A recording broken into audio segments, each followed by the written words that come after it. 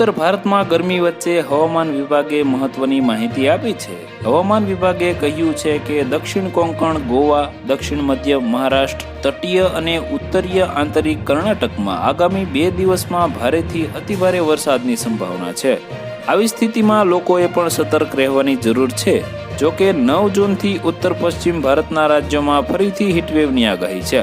આ સિવાય ઉત્તર પ્રદેશ અને પૂર્વોત્તર ભારતના રાજ્યોમાં આગામી 5 દિવસ સુધી હીટવેવ જેવી સ્થિતિ જોવા મળશે.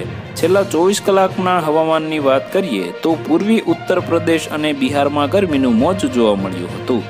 પૂર્વ યુપીમાં સૌથી વધુ તાપમાન 42 થી 45 ડિગ્રી સેલ્સિયસ વચ્ચે નોંધાયું હતું. તે જ સમયે પૂર્વીય ઉત્તર પ્રદેશના પ્રયાગરાજમાં મહત્તમ તાપમાન 45.2 ડિગ્રી સેલ્સિયસ હતું. કોંકણ, ગોવા, આસામ, મેઘાલય, પેટા હિમાલયન, પશ્ચિમ બંગાળ વગેરે ભારેથી અતિભારે વરસાદ થયો છે. તો વધુ માહિતી મેળવવા માટે ચેનલ સાથે જોડાયેલા રહો. વિડીયો પસંદ આવે તો લાઈક કરી દેજો. ચેનલમાં નવા છો તો સબસ્ક્રાઇબ કરી દેજો.